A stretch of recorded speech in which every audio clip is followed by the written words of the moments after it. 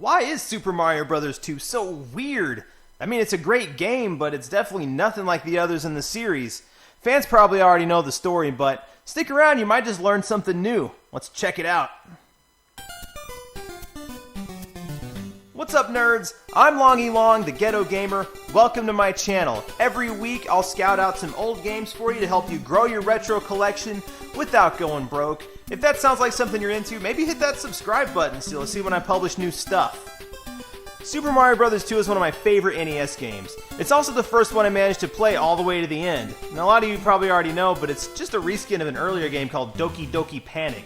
And the actual original Super Mario Bros. 2 was released in Japan on the Famicom Disk System. The original Super Mario Bros. Was a worldwide super ultra mega smash, and Nintendo wanted to make sure that they capitalized on its success and push out a sequel fast. And they did. Since it used the same graphics engine as the original, they were able to save time and release Super Mario Bros. 2 in Japan in less than a year.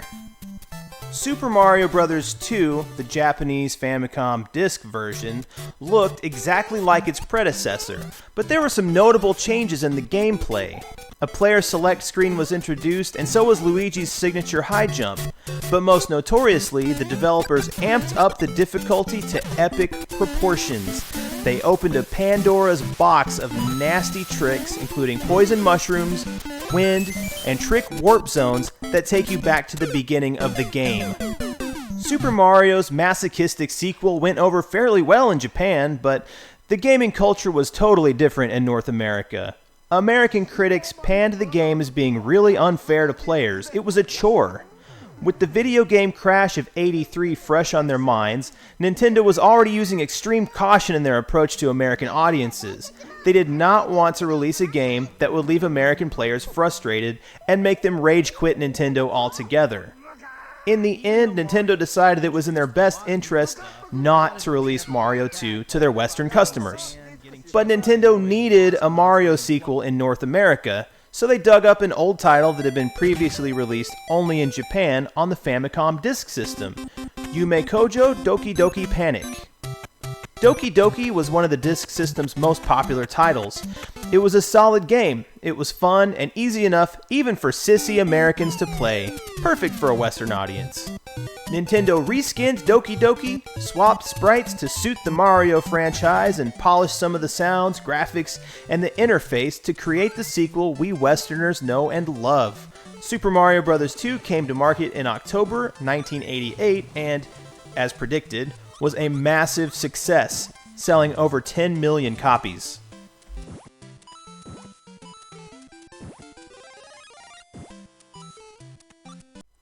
Back in my day, the world was much bigger. Google didn't exist, and what happened in Japan pretty much stayed in Japan as far as most gamers were concerned. Only the nerdiest nerds kept tabs on what was happening overseas. Here in the US, we pretty much took Mario 2 as it was. I mean, it was a departure, sure, but Super Mario Bros. Was such a different game from the original Mario Bros., and Mario was the star of Donkey Kong, and that was a completely different game, so why shouldn't this game be completely original from the others? Even though Mario 2 introduced a lot of new stuff, and a lot of it was never brought back, like digging sand, getting chased by annoying mask monsters, and flying carpets, there's also a few enduring concepts and enemies that were introduced by this game, and have since become distinct features of the Mario franchise. For example, the idea of picking up enemies and turtle shells was introduced in Mario 2, then perfected in Mario 3. Or, well, perfectly perfected in Mario World, but you get it. A few enemies, like Bob-ombs and the Cactus Dude, originally appeared in Mario 2, and we've all grown to love them, right? So even though it wasn't a Mario title at first, it really was a good and original game. The introduction of new play mechanics might have come out of left field, but players loved them, and in the end, Doki Doki Panic became a Mario game. One character that has never come back that I know of is the final boss, Wart. This is a really cool character. He's a big fat frog that guards the Dream Machine. And what does a Dream Machine do? It makes Doki Doki Panic! Yep, when you come right down to it, whether or not this really is a Mario game is pretty much moot, because it's not a game at all. It's all just a freaking dream.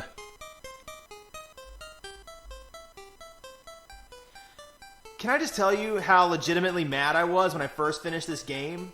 A little kid, I fought my way tooth and nail to save the Mushroom Kingdom, only to discover that I didn't save anything. It was all just the fever dream of a cartoon plumber in a spaghetti-induced coma. Yeah. And don't get me wrong, it's a good game. It stands up today, and since they sold 10 million copies, the odds are you already have one, and if you don't, it's pretty darn cheap for such a good game. You should go out and get one. But, spoiler alert, it's all for nothing. You're just going to wake up in the end. We all just wake up in the end. Anyway, if you found this video helpful, be sure to like, subscribe, just do whatever you want. It doesn't matter. We're all just going to wake up anyway.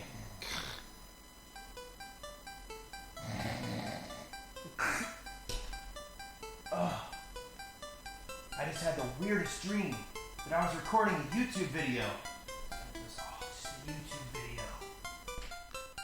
Why is Super Mario Bros. 2 so weird? I mean, it's a great game, but it's definitely nothing like the others in the series. Fans probably already know this.